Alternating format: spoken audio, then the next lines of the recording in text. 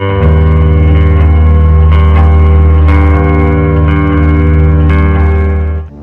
umaga mga kaibigan, latest weather update po tayo ngayong araw ng Linggo, March 24, 2024. Pero bago po tayo magpatuloy, pa-like and subscribe naman po and pahit na rin po ng notification bell para ma-notify ko po kayo sa ating mga daily latest weather update. Mga kaibigan, ang hypnosis pa rin po natin galing po sa Pag-asa.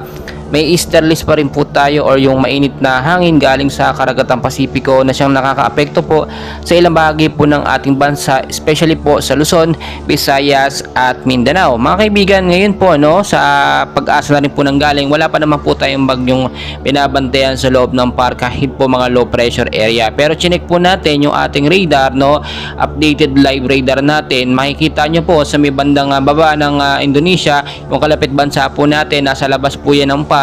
Yan po yung sinasabi natin bagyo na posibleng maging banta po sa ating bansang Pilipinas or posibleng magkabuo or makabuo ng cloud cluster or kumpol ng kaulapan na posible pong maging low pressure area. But as of na wala pa naman po itong direktang epekto, pero ibinabalita ko po sa inyo, awareness na rin po para maging handa tayo at makita talaga natin yung buong kalagayan po ng panahon, kung may bagyo nga bang papalapit or may wala pong bagyo. So meron po, nasa labas naman yan ng par, malayo din naman sa ating bansa, pero ina-update ko lamang po kayo.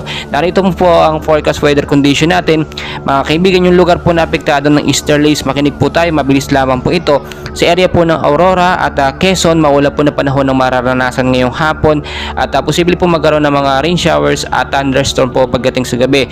Dulot po yan ng easterlies at impact po nito, posibleng pagbabaha at landslide po sa mga landslide prone area kung sakali pong magkaroon ng malakas na pag-ulan sa gabi. So maging handa na rin po tayo, magdala ng bayong jacket, kapote, especially kung kayo po ilalabas kasama ang inyong pamilya ngayong araw na Linggo.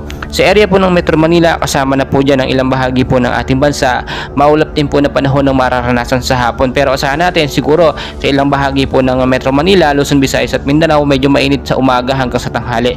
Pero magko-cool down yan pagdating sa hapon at posible po magkaroon ng mga isolated light rains to heavy rainfall at hanggang sa gabi po yan. So mag-ingat po sa posibleng pagbabaha sa mababang lugar in case magkaroon ng malakas na pag-ulan.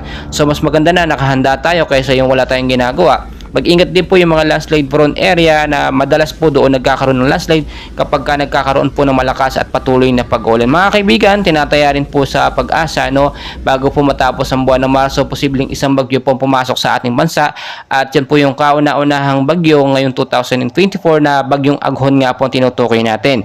Mga kaibigan, laging pinapaalala, always know the weather before you go para safe at handa po tayo lagi sa anumang banta ng panahon. Maraming salamat at magandang